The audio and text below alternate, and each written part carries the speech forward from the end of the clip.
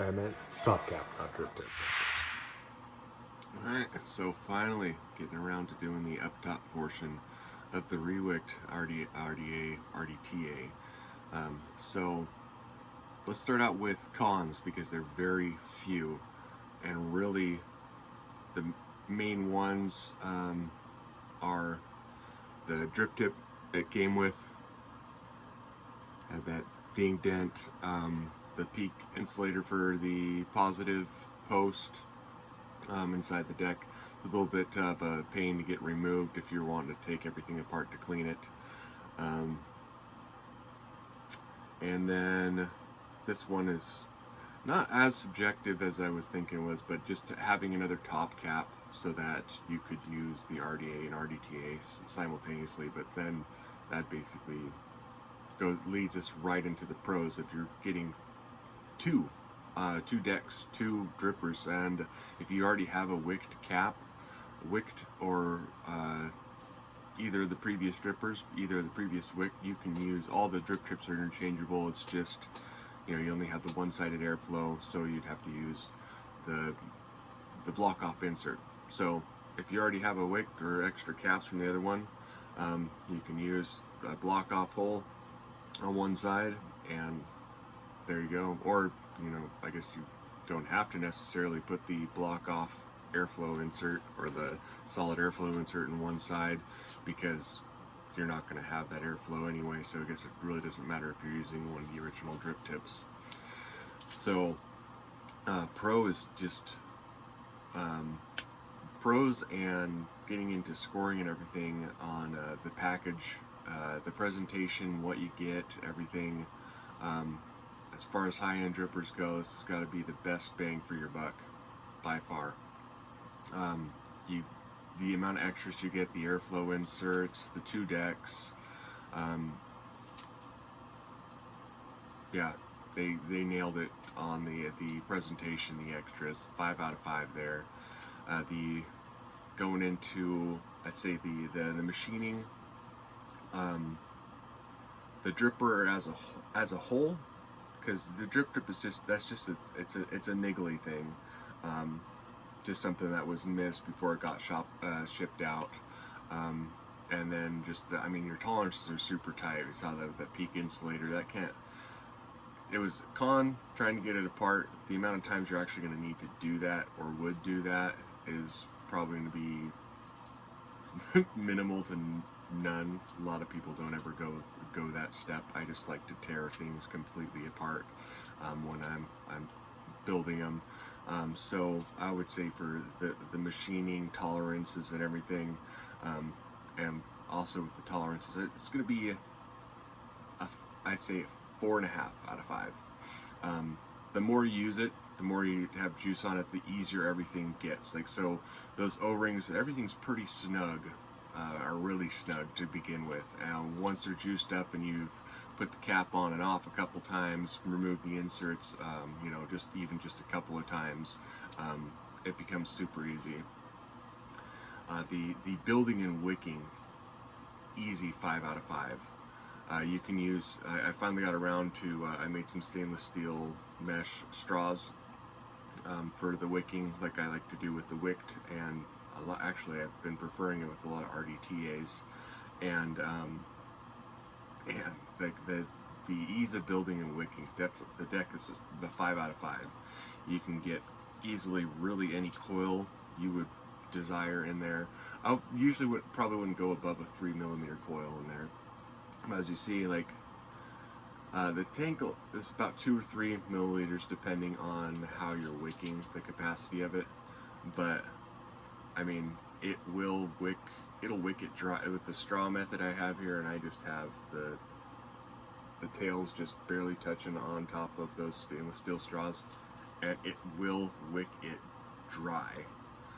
And it's got a lot to do with they were smart on how they designed that deck, the RDTA section anyway. Of course, you're not going to have any problems wicking or ease a wick with the RDA section, but they have like just a little breather hole. I'm not going to be able to get that shown at this angle, but there's a little breather hole off to the side of the holes, and you know, when your cap's on, you have your straws in. When you're drawing, it is like the negative pressure is pulling the liquid up into the wicks, into the deck, and it will, especially with the straw method.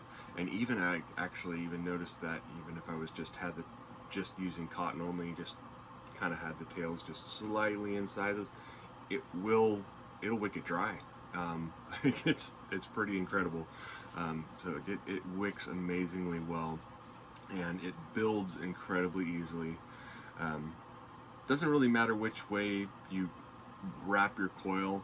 You'll have to adjust, because whether it ends up being with belly up or belly down, just adjusting your coil height.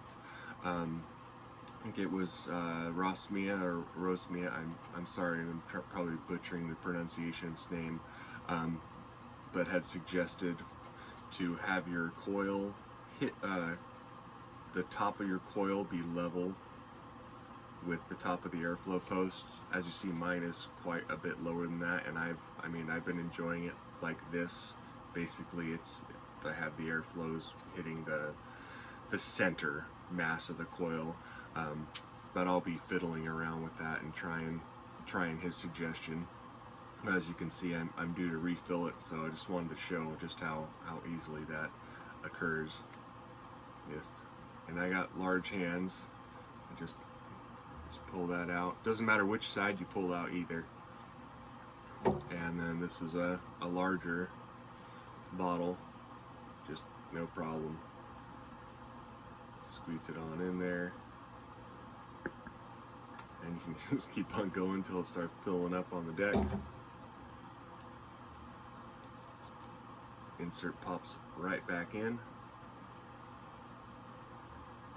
And then it was super tight getting the cap on and off when I first started, but now it's been juiced up and everything. It snaps right on easily. And then airflow and flavor.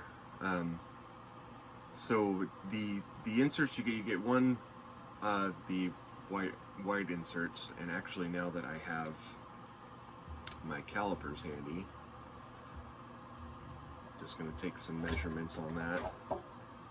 So the 2x2, each of those holes is going to be 1.4,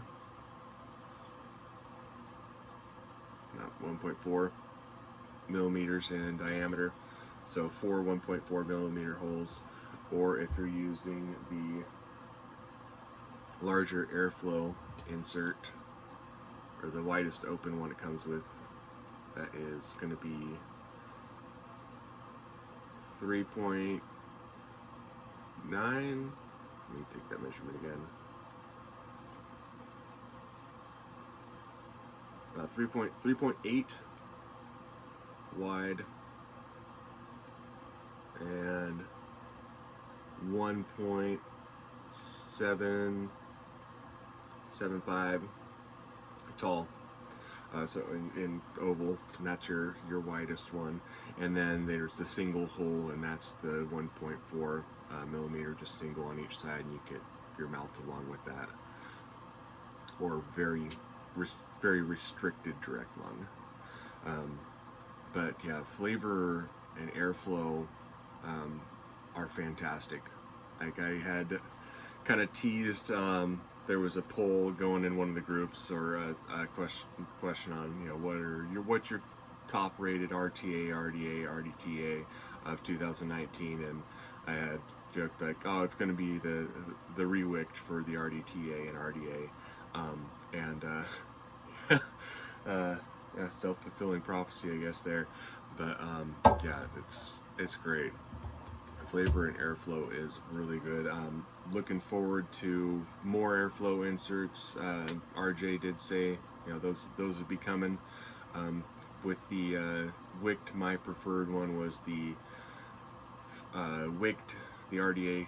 My preferred one was the 3x1.4, I think it was, holes.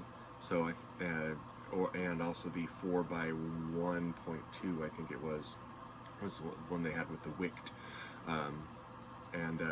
So I'm looking forward to more airflow inserts. I'm happy with what I got right now, but with the 2-hole one, I'm wanting just a little bit more airflow, and then with the wide open one, I'm wanting just a touch less, I think. So the 3-hole or 4-hole option is I think for me probably going to end up being spot on.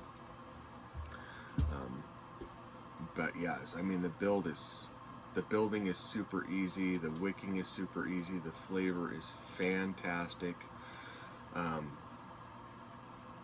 Yeah, this great job on this one. Great job on this one. Overall is going to be a 5 out of 5. If you can get it, get it. I'm curious to know if it's going to be possible, or if they might consider doing a squonk pin for the RDTA section. But as it is right now, it hasn't been too much. Like, I really like everything to be able to squonk, with the exception of RTAs.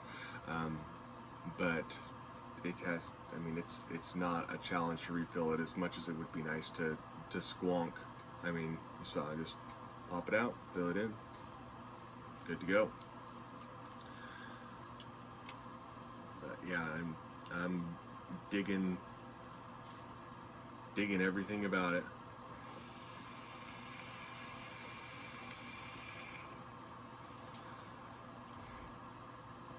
Now, I guess the last just kind of side comment, since it's a 510 drip tip and most people have those around, I would say I doubt this is going to be something that's going to be your very first dripper.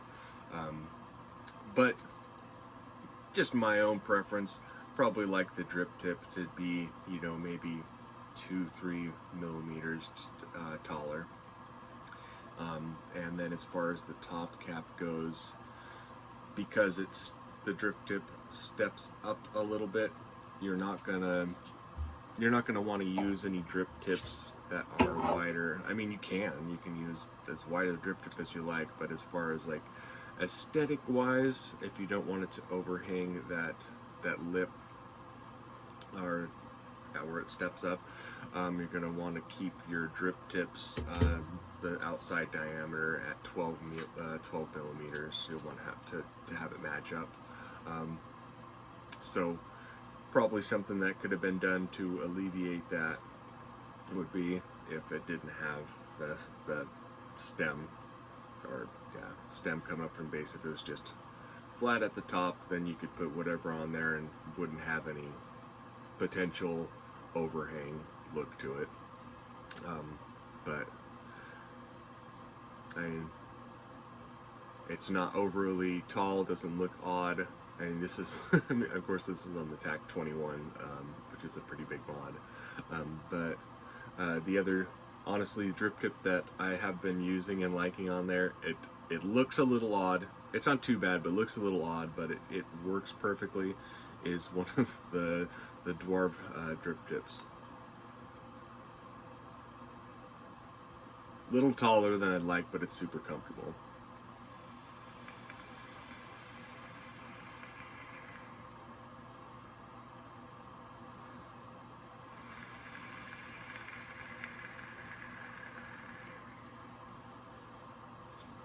So in wrapping up on this one, I want to thank RJ and Mark and Roz, just the whole team, the whole WIC team, the administrative team, and RJ. RJ seems to like always be able to make time for people. Actually, the entire group can make time for people, and they're not objective to criticism or suggestions or ideas. But I really wanted just to thank RJ for picking me to be part of the Circle of Pandas and get this a little earlier. I really appreciate the consideration. Pretty flattering for me to have that. So I definitely appreciate that. I know I posted in the wick'd group before on I did some modification to the airflow inserts for the wick'd, as far as giving some more room in the deck, and don't know if anybody ran with those ideas or tried them themselves, but I don't. That's just something I did, and then RJ was like, invited me to this group and had to be all tight-lipped about things, which was super hard. But yeah, it definitely is worth it. This one is one of those few items that lives up to the hype, meets it and exceeds it in some areas too. So thanks for watching this three-parter series. I hope I don't do that again and can get things condensed down more.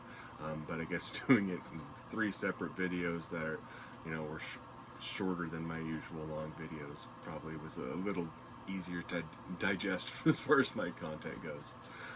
But thanks for watching.